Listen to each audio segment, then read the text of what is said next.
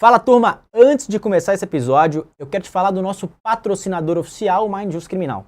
Nós temos um ecossistema de criminalistas que busca resultado através de 5 ferramentas. Uma advocacia técnica, uma advocacia bem relacionada, uma advocacia atualizada, combativa e atenta às cortes superiores. Se esses 5 valores fazem sentido para você e se efetivamente você busca uma advocacia de resultado e excelência, recomendo que clique no link da descrição desse vídeo e venha caminhar conosco. Vamos para cima. Advogada, aqui é o André Colares, apresentador do portal Mind Just, em mais uma sabatina entrevista com um dos candidatos à presidência da OAB do Distrito Federal. Ao meu lado está aqui o João Rezende, grande criminalista, e hoje nós vamos falar com o Kleber Lopes, um criminalista conhecido no Distrito Federal e que pleiteia essa importante posição. Kleber, obrigado pela sua presença, estamos felizes em recebê-lo aqui. Boa tarde, André. Boa tarde, João. É uma alegria retornar ao podcast. Dizer que o momento, inclusive, é muito importante, já que nós estamos próximos aí à eleição da OAB, e é uma eleição importante, dada exatamente a importância que a Ordem dos Advogados tem na sociedade, né? Então, penso que o podcast merece elogio, merece louvor por essa iniciativa. Penso que isso contribui muito para o aprimoramento da nossa democracia. Vamos lá. Antes de fazer qualquer pergunta, quem é Kleber Lopes? Muito bem. Eu sou advogado, 52 anos de idade, um homem branco, cabelos pretos, filho de lavradores, que chegou em Brasília em 1980, aos 8 anos de idade, deixando para trás uma família muito pobre e trazendo a esperança de vencer na vida, como tantos outros retirantes desse país. Tangido de lá pela necessidade de buscar uma vida melhor, vim morar com a minha irmã mais velha e fui morar no Gama, a quadra 11 do setor oeste. Ao longo desses anos todos, eu tive que trabalhar sempre, porque era uma necessidade imperiosa. Trabalhei como servente pedreiro, como balconista de padaria, como entregador de gás. Fui gráfico. Fiz faculdade com crédito educativo, porque não tinha recursos para custear a faculdade. E tive a alegria, a graça de me formar em dezembro de 1998 no Uniceup. E em fevereiro de 99 eu já estava contratado pela faculdade. Me dediquei intensamente à advocacia nesses 25 anos. Fiz da advocacia um instrumento de transformação na vida das pessoas. O aspecto mais relevante na advocacia talvez seja esse: você poder ser instrumento de transformação na vida das pessoas. Chego agora aos 52 anos, depois de 25 anos de caminhada, depois de relevantes serviços prestados à OAB, à condição de candidato a presidir a nossa entidade, o que me deixa muito alegre, muito feliz e muito realizado. E me faz ver que valeu a pena todas as dificuldades, superar todas as dificuldades que eu enfrentei na vida. Esse sou eu. A nossa intenção aqui é compreender as suas propostas para a OAB do Distrito Federal, enfrentar eventuais objeções que surgem nesse período de campanha, nesse período eleitoral. E eu já queria começar com a questão mais posta, mais dita em termos de crítica a você, que a OAB não pode ser uma extensão do Executivo. Não pode ser, abre aspas, né, a OAB não pode ser um puxadinho do Executivo. E eu queria te escutar sobre essa questão. O fato de você advogar para o governador te isenta em alguma medida com relação a alguma postura, enfim, o que você pode dizer sobre essa questão pontualmente? Primeiro, eu quero dizer que eu concordo em grau, número e gênero com a afirmação que você fez. A ordem não pode ser um puxadinho do executivo, não pode ser um puxadinho do judiciário, não pode ser um puxadinho do Ministério Público ou de qualquer outra entidade ou associação. Concordo plenamente com essa afirmação e quero dizer aqui ao vivo, para que todos possam entender, na minha gestão na presidência da OAB, não haverá interferência de qualquer instituição. A independência é a marca da minha trajetória profissional, é a marca da minha biografia pessoal. Eu sou um homem independente, fui conselheiro da OAB com absoluta independência, fui desembargador eleitoral por 3 anos com absoluta independência. Não há quem diga, quem possa apontar na minha trajetória qualquer mácula a esse respeito. Então, concordo com você, a ordem não pode ser mesmo puxadinho de nada. A ordem, por imposição constitucional, haverá de ser independente e na minha gestão será independente, talvez como nunca tenha sido. E, Kleber, o advogado e a advogada que está nos escutando, ele pode estar se perguntando por que Kleber Lopes quer presidir a OAB do Distrito Federal nessa altura do campeonato? Veja, há várias questões envolvidas nisso, não é? A primeira delas talvez seja o meu sentimento verdadeiro de servir a advocacia do Distrito Federal. Seguramente essa é a razão preponderante. Eu sirvo a advocacia do Distrito Federal há mais de 20 anos. É bom que as pessoas saibam disso. Eu comecei na OAB na comissão de exame de ordem, voluntariamente, elaborando as provas de penal e processo penal. Depois eu participo da campanha em 2003, integro a comissão de seleção. Depois eu me torno conselheiro em 2007 e vou para o Tribunal de Ética, né? Depois eu volto em 2015 como diretor e vou presidir a comissão de prerrogativas. Durante todo esse período eu fui professor da ESA, da Escola Superior da Advocacia. Então percebam, eu tenho passagem na comissão de seleção, que é a porta de entrada da advocacia.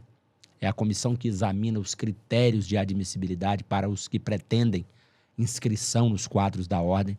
Depois eu fui para o Tribunal de Ética e Disciplina, convivi de perto com a realidade dos advogados que são, às vezes, acusados de infrações disciplinares e que não necessariamente são culpados. Procurei exercer essa função também, o fiz com independência, com transparência, né?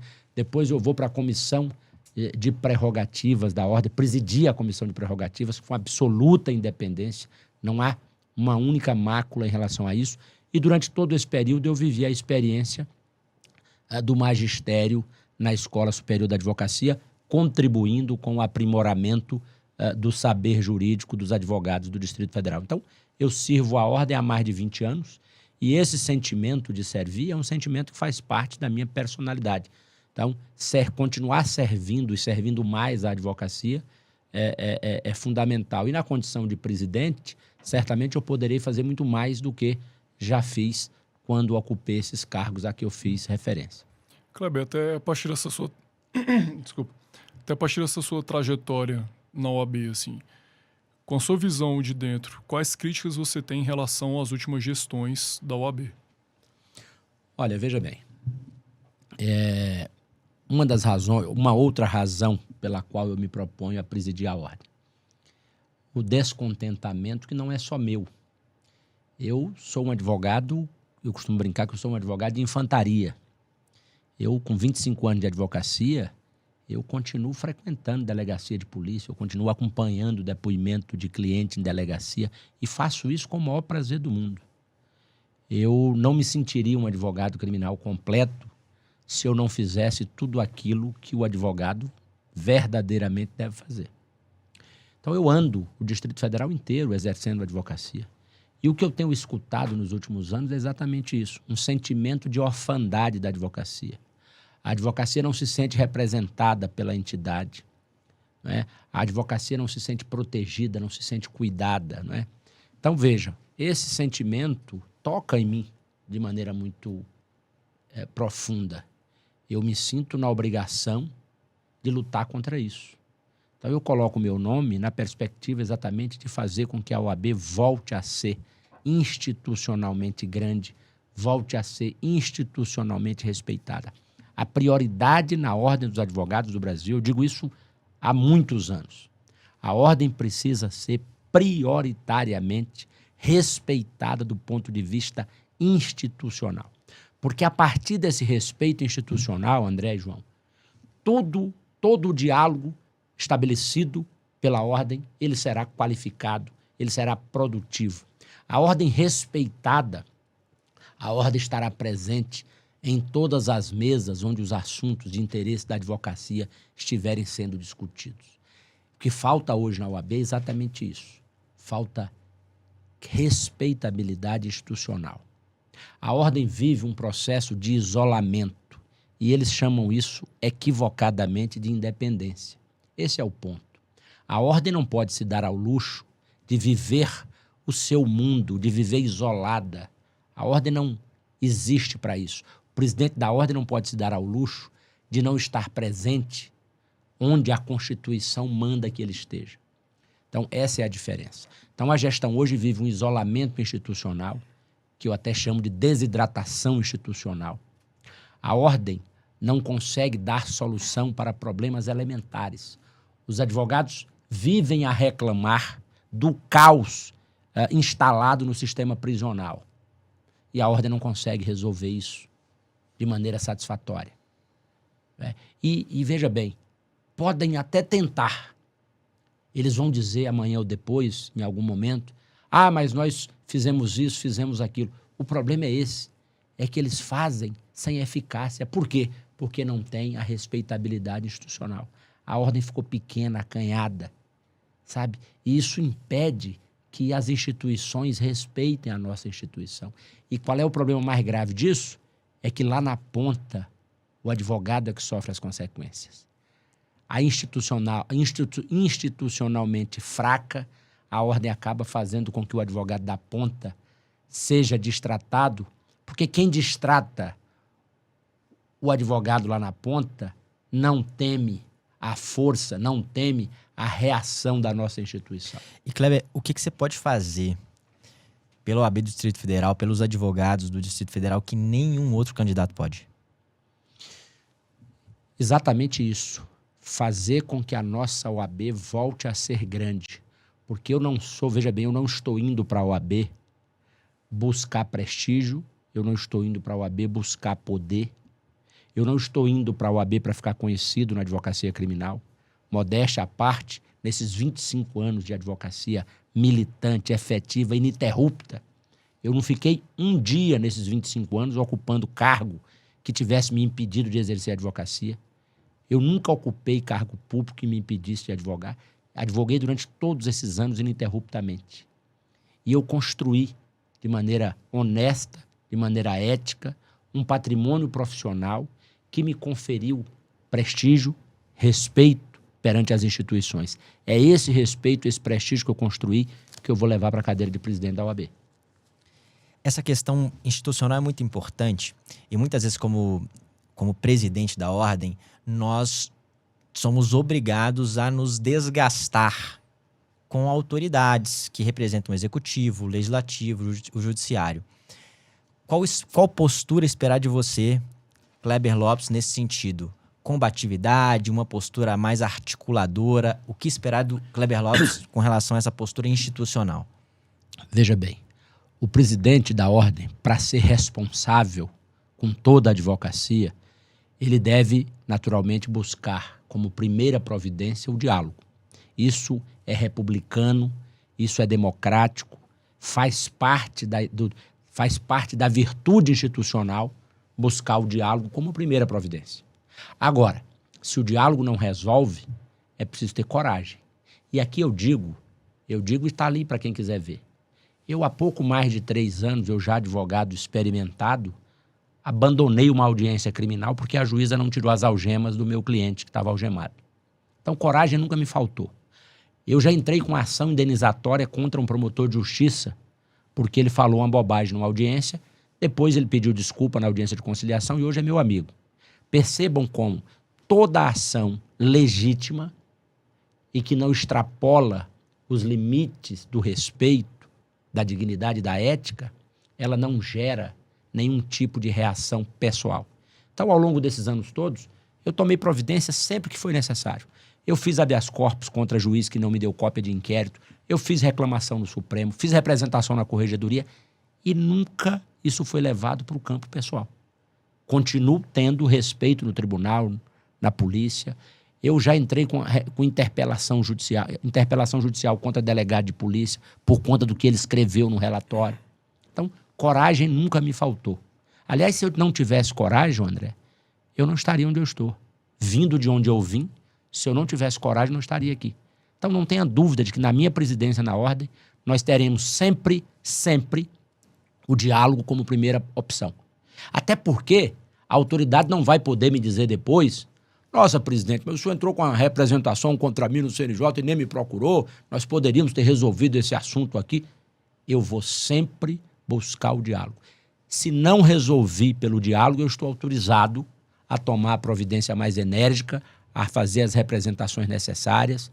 Se for necessário, pedir a prisão de alguém que tenha atentado contra as prerrogativas, que tenha cometido crime de abuso de autoridade, não tenho dúvida que eu vou fazer.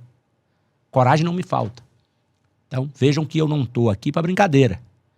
Eu não vim aqui atrás de prestígio, não estou vindo aqui atrás de reconhecimento profissional. Eu não estou aqui atrás de cliente, não quero usar, não vou usar a OAB para essa finalidade. Eu estou aqui para servir a advocacia e até para retribuir um pouco daquilo que a advocacia me deu durante esses anos todos. Kleber, até atrelado a esse tema, é um tema que eu vejo que é muito recorrente em relação às críticas que são feitas sobre a OAB e um tema também que me afeta, que é a questão da falta de diálogo da OAB com os tribunais superiores. Eu sei que aqui nós estamos na OAB-DF e por ser seccional não é atribuição da OAB-DF, mas pelo fato de estar em Brasília, por ser sede dos tribunais superiores, como que pode haver um diálogo maior com a OAB federal para evitar essa ofensa à advocacia por parte dos ministros, por parte dos assessores? João, perceba que nós já estamos falando de falta de diálogo há algum tempo aqui, né? Esse é o problema. Falta de diálogo. A OAB do DF, se não pode diretamente resolver os problemas no âmbito dos tribunais superiores, mas ela precisa ter um diálogo franco, um diálogo qualificado com o Conselho Federal. Como o presidente da OAB do Distrito Federal, que está na capital do país, não tem o respeito, a consideração do presidente do Conselho Federal. Mais uma vez, eu volto ao ponto que já fiz referência, ou seja, falta dimensão institucional. O presidente da Ordem não pode comprometer a funcionalidade institucional da nossa entidade. E tem um outro ponto aqui, também uma crítica que eu escuto bastante, sobre falta de transparência da OAB. O que pode ser feito? Porque, assim, sempre tem aquela questão, tem muito dinheiro, todo mundo paga anuidade, a OAB é trilionária e a gente não vê o retorno. O que você pode falar sobre questão de transparência, principalmente em relação ao orçamento? Aí tem duas coisas fundamentais, né? A primeira delas é que a OAB precisa prestar contas para a advocacia. Afinal de contas, os advogados são os patrões da advocacia. A OAB vive a partir e em função dos advogados e das advogadas. Todo o poder da OAB emana dos advogados e em nome deles e delas deve ser exercido. Essa é a premissa, vamos dizer assim, nuclear, né? E quando você fala disso, nós precisamos entender que essa transparência precisa ser ativa. Quer dizer, não é uma transparência que eu tenho o direito de perguntar e ter a informação. Essa informação tem que estar lá no portal, no site, disponível. Aliás, sobre isso é importante dizer que recentemente nós fizemos um levantamento no chamado Portal da Transparência, que de transparência não tem muita coisa. Fizemos um levantamento e verificamos que o portal estava desatualizado desde o final de 2022. Aí eu encaminhei ofícios para a nossa entidade, ofícios respeitosos como devem ser. Disse, olha, eu quero saber quanto a OAB gastou com eventos institucionais e quero saber quanto a OAB gasta com comunicação nos últimos anos. Isso não estava lá. Eles foram para o Instagram para dizer o seguinte: as contas da OAB foram aprovadas. Semanas depois, eles mandaram um ofício para as subseções, eu tenho esse documento, agora em 2024, mandaram um ofício para as subseções perguntando quanto cada subseção havia gasto com eventos institucionais desde 2022, melhor dizendo. Percebam como as coisas não batem? Como é que eu me defendo dizendo que as contas estão aprovadas e eu presumo que para aprovar as contas, como a lei manda, essas informações deveriam estar na prestação de contas, e ao mesmo tempo eu estou pedindo informações desde 2022. Como é que eu prestei contas validamente e sem essa informação? Ah, mas vamos admitir, em homenagem à ampla defesa, não é? Em homenagem à presunção de não culpabilidade, vamos admitir que essas informações vieram um dia, mas eu não as tenho mais, eu perdi essas informações. Isso também depõe contra a transparência, porque a má gestão, a desorganização, afeta a transparência em alguma medida. Então, eu acho que nós precisamos evoluir, avançar, e para isso basta levar esse tema a sério. Não é? É como você trata o dinheiro do cliente. É como você cuida do processo do seu cliente. Você precisa cuidar do processo do seu cliente com zelo, com responsabilidade. O que a OAB está fazendo, em última análise, é ignorando a sua obrigação precípua de zelar pelo dinheiro dos advogados. E aqui, é bom que se diga, eu não estou acusando ninguém de corrupção, não estou acusando ninguém de desviar dinheiro da OAB. Não é isso. Tá? Antes que alguém me diga que eu lancei suspeitas de desvio, não é nada disso. É preciso entender que nós temos o direito, cada advogado tem o direito subjetivo de acessar agora. Nesse exato momento, eu tenho o direito de entrar ali, eu quero saber quanto foi gasto com comunicação, papapá. Tem que estar lá. Então é disso que eu estou falando. E para fazer isso, basta designar um funcionário qualificado para manter esses dados atualizados. Ó, nós vamos comprar aqui 50 cadeiras, tá aqui os 3 orçamentos, escolhemos o mais barato, ou eventualmente não escolhemos o mais barato porque detectamos que o mais barato a empresa tem problema, não vai conseguir cumprir, bababá. Compramos o segundo, mas está aqui a nota fiscal, o contrato está aqui na transparência. Simples assim. Ainda com relação à transparência, outras providências precisam ser tomadas? Eu acho que o modelo de gestão da ordem precisa ser transparente de tal maneira que tudo o que aconteça, todo o dinheiro que seja gasto, esteja lá disponível. O advogado precisa saber de toda a contratação, toda a compra, toda a despesa que foi realizada, tem que estar lá permanentemente. E extrapolando a questão do financeiro, com relação ainda à transparência, algum outro ponto você visualiza que precisa de melhoria? Olha, eu acho que precisa, talvez por isso mesmo, a chapa, a gestão que está lá há 6 anos, precisa deixar a OAB, porque o problema acho que é cultural, sabe? A gente precisa mudar a maneira de pensar. Percebam que agora, por exemplo, no processo eleitoral, eu fui para o Instagram reclamar que nós temos um processo de votação online, com o qual eu concordo plenamente, veja bem, quero deixar isso muito claro. Eu não sou contra o modelo de votação online, eu acho que esse modelo é um modelo moderno, é um modelo que dá tranquilidade, conforto para o advogado votar. Mas nós não sabíamos, e não sabemos até agora, como funciona o sistema operacional da empresa que vai fazer a eleição.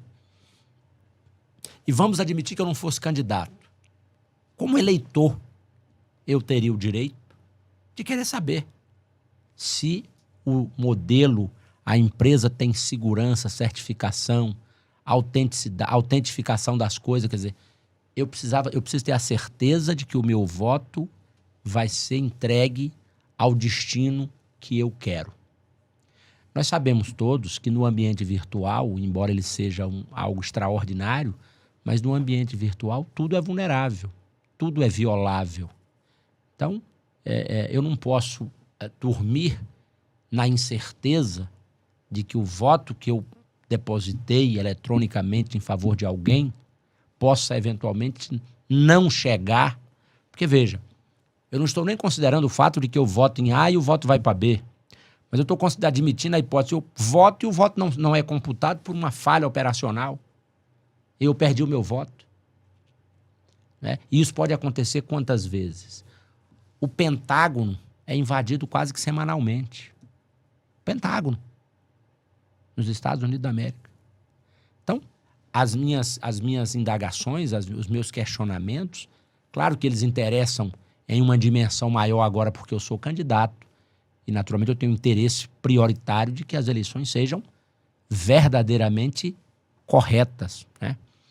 Outro aspecto que me preocupou muito, e aqui não vai nada pessoal, a gestão indicou para a presidência da Comissão Eleitoral um advogado que, além de ser presidente do Tribunal de Ética nas duas gestões, é afilhado de casamento do atual presidente. Eu fui reclamar disso, e quero inclusive dizer isso aqui de público, não é absolutamente pessoal. Eu tenho uma relação respeitosa com o doutor Antônio Alberto, que é o presidente. Mas veja, não basta ser assim, né? As coisas precisam ser levadas a sério. Quer dizer, o direito que os advogados têm, que os candidatos têm, é de uma comissão eleitoral que esteja acima de qualquer suspeita, de qualquer questionamento. E isso, inclusive, constrange o presidente da comissão, porque vai colocá-lo na condição de suspeito. Tudo o que ele fizer contra as chapas que não são da situação, ele será considerado suspeito. Decidiu assim porque é afilhado de casamento do presidente. Ele não precisava passar por um constrangimento dessa natureza. Sugeri que ele fosse trocado, fiz reclamação, fiz representação e não fomos atendidos. Então percebe que eu acho que o problema é cultural mesmo. Eles não têm muito apreço com esse tema. E é isso que eu quero mudar. Eu quero fazer uma gestão absolutamente transparente. E, Kleber, aproveitando esse tema chapa, como você escolheu a sua chapa? Muito bem, esse tema é muito importante. Essa pergunta é oportuna e relevante. Desde fevereiro que nós estamos conversando com a advocacia do Distrito Federal. De ponta a ponta, de A a Z. Eu tenho andado todo o Distrito Federal, conversado com a advocacia trabalhista, criminal, tributária, previdenciária, empresarial, advocacia pública, advocacia negra, advocacia com deficiência. Então eu fui ouvindo as pessoas, até porque eu não cheguei nessa caminhada com um projeto pronto, embalado, para empurrar ou para apresentar para as pessoas para obter a adesão. Não. Esse projeto foi construído ao longo de meses. Nós fomos ouvir as pessoas, nós fomos ouvir quais eram as angústias da advocacia das cidades, das subseções. Nós fomos ouvir quais eram as angústias da advocacia feminina, da advocacia negra feminina. Nós fomos ouvir quais eram as angústias da advocacia com deficiente. Eu me reuni com todos esses segmentos da advocacia, mais de uma vez, inclusive, para ouvi-los atentamente. E ouvi histórias comoventes, ouvi histórias que me tocaram profundamente. O que me entusiasmou ainda mais a disputar a eleição da OAB. Então, eu até quero fazer aqui um comentário, né, a látere até, mas um comentário que talvez deva ser feito, que é o seguinte: andaram dizendo por aí que eu estava com dificuldade de montar a minha chapa. Até disseram que eu talvez não fosse conseguir montar uma chapa. E a minha dificuldade nunca foi falta de gente. A minha dificuldade era falta de espaço, porque nós temos um número limitado de vagas. Né? Nós temos no Conselho Federal 6 vagas, na diretoria eu tenho 5 vagas, na Caixa de Assistência eu tenho 5 vagas na diretoria, e eu tenho 132 vagas no Conselho. E eu fiz algo como eu sempre faço, respeitando as pessoas.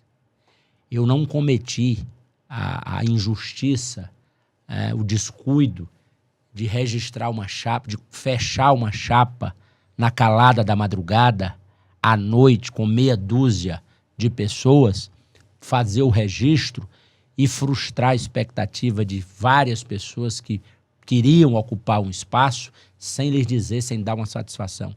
Por isso que eu demorei. Porque eu queria fazer uma chapa representativa, plural, uma chapa que pudesse conter todos esses segmentos. Eu tenho no meu conselho colega advogado com deficiência. Eu tenho na minha diretoria 2 mulheres, uma mulher negra e uma outra mulher, a doutora Renata, que representam a advocacia feminina de maneira expressiva, qualificada, né? Então eu fiz isso com muito cuidado, com muita responsabilidade. Conseguimos registrar a chapa sem fraturas expostas, sabe? Isso foi fruto de um consenso, foi fruto de um diálogo responsável, sério, sabe? Levamos até o momento em que era possível registrar. E, Kleber, dentro disso, a Cristiane Damasceno, que é uma das candidatas, ela em um momento anterior aparentemente declarou apoio a você e, na sequência, se lançou como candidata. O que aconteceu? Uma coisa que você pode abrir para nós? Bom, claro que esse é um tema que toca muito mais, diz muito mais respeito a ela do que a mim, né? Apoio na política a gente costuma não recusar. Cristiane Damasceno é uma advogada, foi vice-presidente na gestão passada, é atual conselheira federal na gestão do presidente atual. Ela saiu desse grupo, né? Saiu desse grupo e não foi comigo o diálogo, a interlocução para que ela manifestasse apoio ao nosso projeto, mas ela conversou com algumas pessoas com as quais ela tinha relacionamento, tinha contato, e manifesta apoio ao nosso projeto, que não era ainda uma candidatura. Naquele momento nós não falávamos em candidatura por conta exatamente do provimento do Conselho Federal. Ela manifesta apoio ao nosso projeto, às nossas ideias, conviveu conosco por um período e depois resolveu sair. Eu, democrático que sou, respeitei a posição dela, como vou continuar sempre respeitando toda e qualquer posição contrária à minha. Então, ela deixou o nosso grupo, registrou a candidatura, eu respeito a candidatura dela, respeitarei as propostas que ela eventualmente venha a apresentar, e a democracia é isso. A democracia é exatamente a diferença produzindo a unidade, a diferença produzindo o consenso. Kleber, um tema relacionado a essa composição da chapa.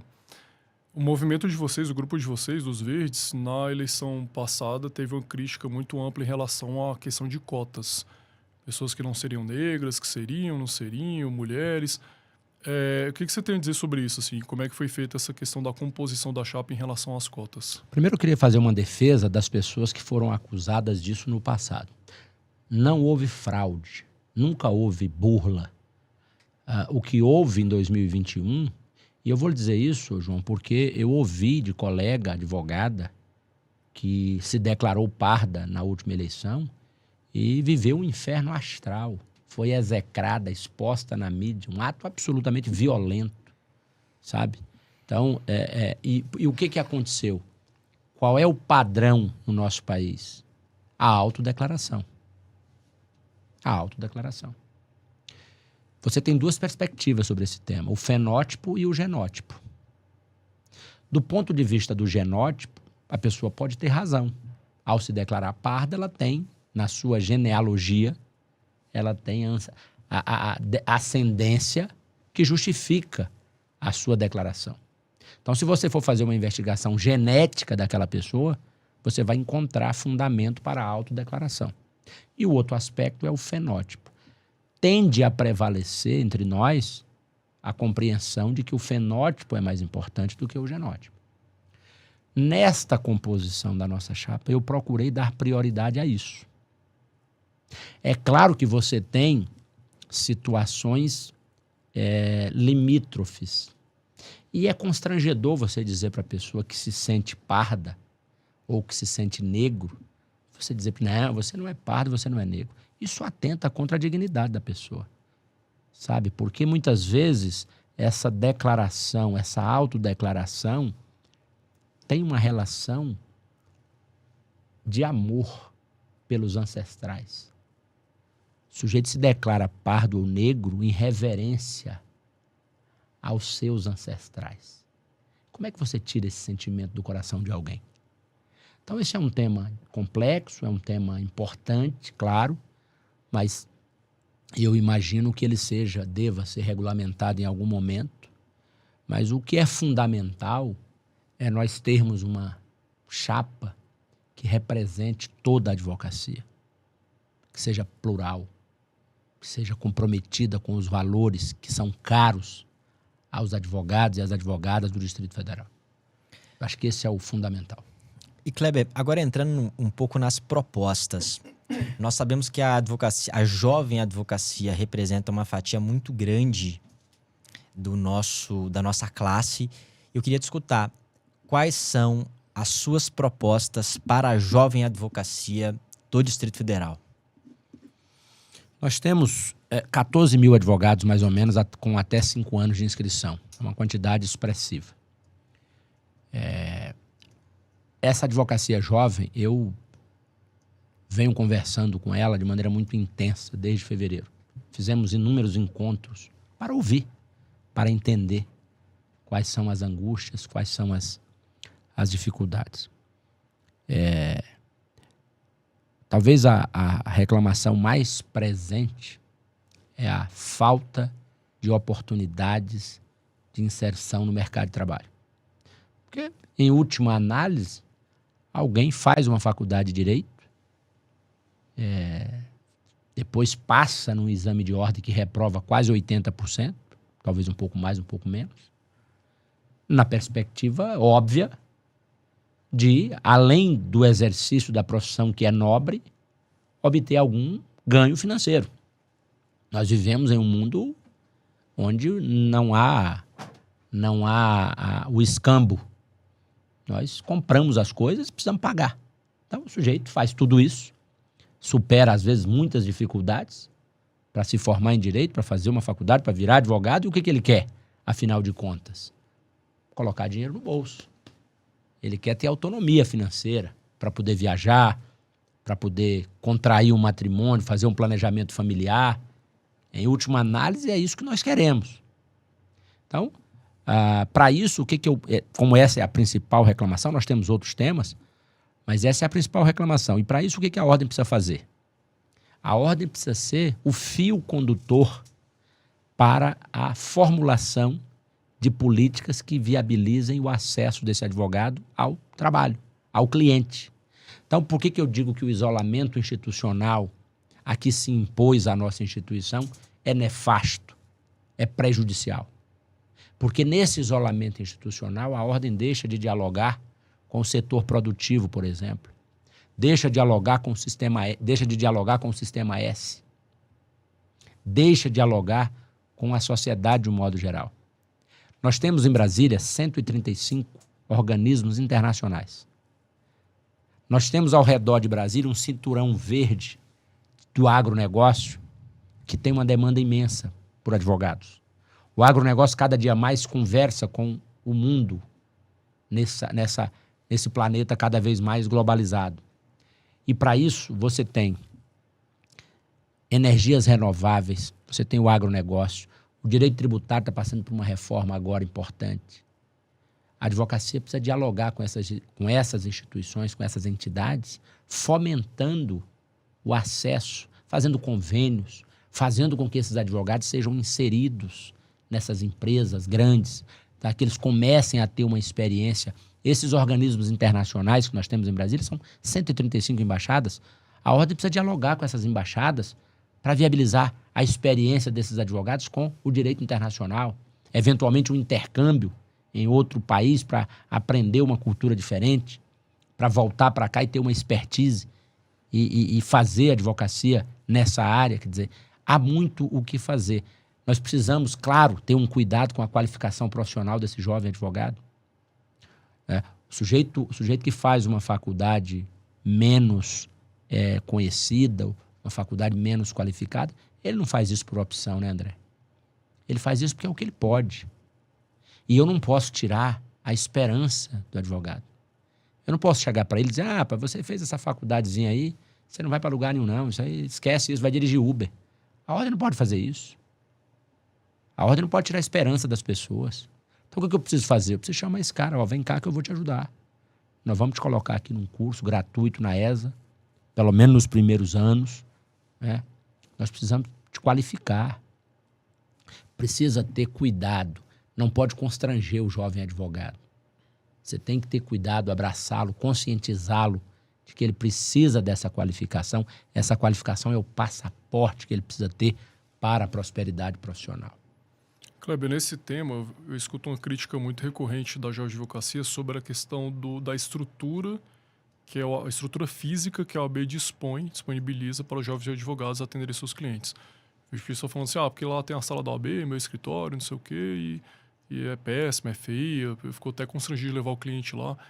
Tem alguma proposta em relação a isso, questão de estrutura física, algo físico que pode ser proporcionado para a Geodvocacia? Eu tenho uma ideia na cabeça, e é algo que eu até não tenho discutido muito, não, mas é algo que me martela a cabeça. A sala de apoio ao advogado, nas subseções, ela tem lá a logomarca da OAB, tem uma identificação que aquilo é a sede da OAB. O advogado fica constrangido em levar o cliente ali, porque o cliente vai saber que aquilo não é o escritório dele, aquilo é uma sala da OAB com aquele monte de gente passando, aquela confusão. O que eu imagino que seja possível? Vamos criar uma espécie de escritório coletivo nas subseções onde a gente precisa. Aí eu não vou identificar nada com selo da OAB, com nada. Vai ser um escritório, secretária lá, ele vai marcar o horário do atendimento, o cliente vai chegar, vai ser atendido, vai ser colocado numa sala, como se aquilo fosse o escritório dele, para dar dignidade para o advogado, para dar condição dele trabalhar. E ele não vai ficar ali a vida toda. A gente sabe que isso é uma necessidade temporária. Quando ele tiver condições de voar, ele vai voar. Ele vai montar o seu próprio escritório. Né? Mas é preciso pensar nisso. Kleber, outro tema importante, prerrogativas. O que você pensa e planeja para a defesa das prerrogativas da advocacia? Então, eu tenho dito para as pessoas, nesses meses de diálogo, eu tenho dito que nós precisamos ter, primeiro, um observatório sério, um observatório permanente, para que a gente possa identificar com responsabilidade, porque a ordem precisa ter responsabilidade com esse tema, identificar com responsabilidade onde estão os problemas, procurar, como eu disse antes, o diálogo como primeira providência, e não resolvendo pelo diálogo, volta àquele tema do qual nós já tratamos. Aí o presidente tem que ter coragem para tomar as providências que sejam necessárias. E eu acho que o que está faltando muito hoje é isso. Está faltando um diálogo qualificado para a gente... Claro que eu não vou acabar com o problema só pelo diálogo. Eu vou ter a necessidade de fazer medidas, fazer representações, e não me constrange em nada com isso. Como eu disse antes, eu fiz isso a vida inteira como advogado privado aqui. Na minha OAB. Eu fiz isso a vida inteira. Fiz habeas corpus, mandado de segurança, fiz representação, fiz reclamação, fiz isso a vida inteira. E nunca sofri qualquer tipo de retaliação. Pelo contrário, eu passei a ser mais respeitado toda vez que eu tomava uma providência dessa natureza. Porque o juiz passava a dizer para esse cara, se você não respeitar a prerrogativa dele, ele vai lá e representa contra você, ganha liminar no habeas corpus, ganha liminar no mandado de segurança e volta aqui para fazer cumprir a sua prerrogativa. Então, não espere de mim que eu vá adjetivar, esculhambar as pessoas na imprensa. Isso eu não vou fazer. Eu vou tratar todo mundo com respeito, vou procurar o diálogo sempre, mas se o diálogo não resolver, como eu disse antes, eu estaria autorizado a tomar as providências que devam ser tomadas na exata proporção da violação da prerrogativa. E essa onda de mortes de advogados no Brasil inteiro, quais providências você acredita que são importantes serem tomadas com relação a isso e qual a sua opinião sobre esses acontecimentos? Primeiro, meu sentimento é de indignação, né? Colega ser vítima de homicídio no exercício da profissão. Nós tivemos alguns casos de colegas saindo da delegacia, saindo do fórum. Esses dias eu perdi um amigo aqui em Rio Verde, chegando na porta do escritório, foi vítima de homicídio, por conta exatamente do exercício profissional. O sentimento é de total indignação em relação a isso. Parte dessa responsabilidade é do Estado como um todo, porque negligencia na segurança pública. Então, há uma parcela de responsabilidade do Estado, significativa, inclusive. Então, nós precisamos... e aí, vejam, o presidente da ordem, volto a dizer, precisa ter credibilidade, precisa ter respeitabilidade para ser ouvido. Nós temos uma coisa na ordem, no sistema OAB, que é o Colégio de Presidentes. O Colégio de Presidentes, naturalmente, congrega os 27 presidentes das seccionais. Esse Colégio de Presidentes representa muito mais legitimamente do que qualquer outra entidade todos os advogados e advogadas do Brasil. Esse Colégio de Presidente pode fazer um movimento nacional.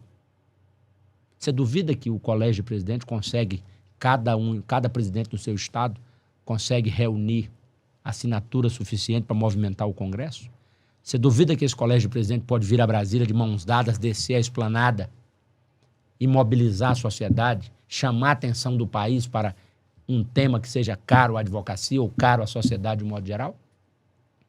Então vejam, nós temos mecanismos dentro do próprio sistema para transformar o sistema, para fazer com que o sistema funcione de maneira transparente, para fazer com que nós consigamos políticas públicas, providências legislativas que possam melhorar a vida do advogado. Então, eu acho que esse é um tema que nós precisamos cuidar dele também. Kleber, outro problema que temos em relação a essas questões aqui, para ouvir suas propostas, é sobre o espaço da mulher na OAB. A gente escuta muita crítica, o pessoal falando lá, porque não só aqui na OAB-DF, né, mas todas as seccionais, a mulher ocupa poucos cargos de liderança dentro da ordem. Você tem alguma proposta específica para a advocacia feminina? Olha, eu acho que esse problema é um problema histórico, não é? Eu acredito, eu sou um otimista. Eu acho que nós haveremos de chegar em um ponto civilizatório em que as mulheres sejam tratadas efetivamente com o respeito que elas merecem. Eu estou fazendo a minha parte. Na minha diretoria, na nossa diretoria, nós temos a vice-presidente e a secretária-geral, 2 mulheres, que são, depois da presidência, os principais cargos da ordem. A vice-presidente substitui o presidente e a secretária-geral coordena todo o funcionamento administrativo da OAB. São 2 mulheres. Então, eu estou dando eficácia ao postulado da isonomia. Eu estou cumprindo o mandamento da Constituição. Espero que o nosso exemplo possa servir para o aprimoramento dessas relações. Eu não tenho dúvida de que nós ainda temos um caminho imenso a trilhar. Esse problema tem uma natureza histórica, tem uma penetração estrutural na nossa sociedade, mas eu sou otimista, eu acho que nós precisamos acreditar em dias melhores e eu tenho feito a minha parte. Desde o começo dessa caminhada, todo o grupo de trabalho que foi criado para ouvir, para pensar, para elaborar propostas, era integrado por um homem e uma mulher, necessariamente. Então nós temos, você veja, no Conselho Federal nós temos 2 mulheres como titulares. E não é porque nós não temos homens capazes de ser titulares, mas é um ato de vontade de valorizar, de prestigiar as mulheres. Kleber, caminhando para o final, propostas centrais, propostas importantes que nós não mencionamos aqui, que você acha que é relevante que os advogados e advogadas do Distrito Federal saibam que essa é uma pauta que está no seu radar e que será efetivamente concretizada? Então, eu tenho dito desde o começo dessa caminhada que nós precisamos aprimorar os serviços prestados pela Caixa de Assistência. Então, nós temos uma ideia de fazer uma farmácia que sirva à advocacia, uma farmácia com preços acessíveis, e a Ordem tem plenas condições de fazer isso através de convênio, através de parceria. Não é esse desconto que você tem na farmácia, chega lá, seu advogado tem um desconto de 5%. Não. Nossa ideia é fazer uma parceria, um convênio com uma distribuidora para que o advogado tenha acesso a medicamento a preços quase que de custo, né? Nós temos uma preocupação também com a saúde, notadamente a saúde mental da advocacia, dos advogados. Os colegas, em razão de todo o estresse, em razão de toda a dificuldade que enfrentam, nós temos uma parcela significativa da advocacia que está adoecendo. E a OAB precisa cuidar disso. Então nós temos uma preocupação com a saúde mental, com a saúde física dos advogados. Precisamos fazer com que a caixa de assistência seja ampliada do ponto de vista daquilo que entrega, daquilo dos serviços que presta. Nós temos que melhorar a relação com a operadora do plano de saúde para que a gente possa ter um plano de saúde ampliado, né? Esse é aquilo que diz respeito à assistência da Caixa. Em relação aos advogados, de um modo geral, hoje nós temos um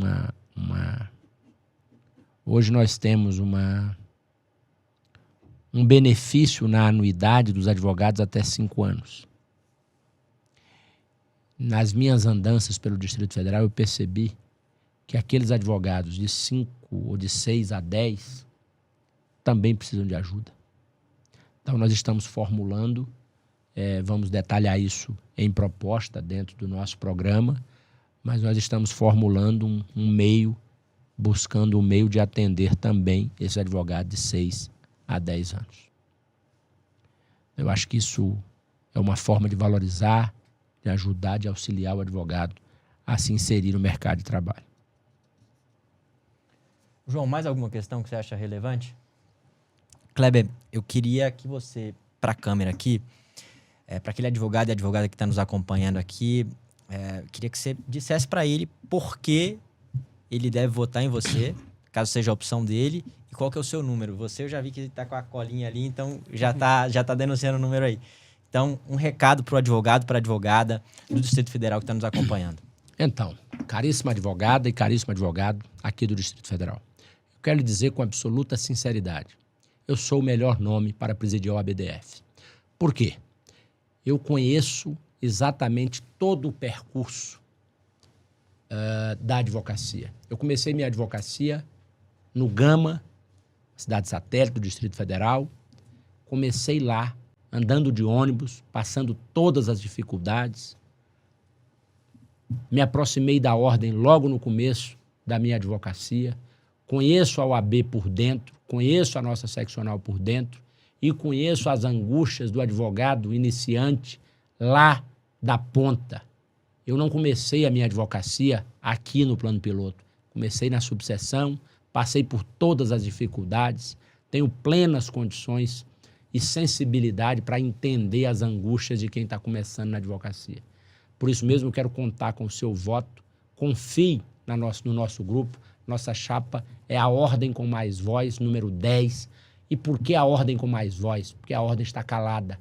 A Ordem precisa da minha voz, da sua voz, da voz de todos os advogados e advogadas do Distrito Federal. Vote 10 no dia 17 de novembro. Advogada, nós entrevistaremos os candidatos ao OAB do Distrito Federal. É importante que você escute essa entrevista, escute essa sabatina e se engaje no processo eleitoral. O número que você vai digitar no dia da eleição determinará o advogado, a advogada, a pessoa que estará à frente das nossas pretensões maiores, das nossas pretensões institucionais. Então, mais uma vez, se engaje. Faça valer esse nosso trabalho aqui de entrevistar um a um. Isso é muito importante. Muito obrigado e vamos em frente. Kleber, muito prazer, cara, estar com você aqui mais uma vez, né? Hoje uma dinâmica diferente, mas feliz de escutar suas propostas. Desejamos sucesso aí no pleito e vamos para frente. Muito obrigado, boa tarde a vocês. Obrigado, hein, Kleber. E boa tarde aos nossos ouvintes também.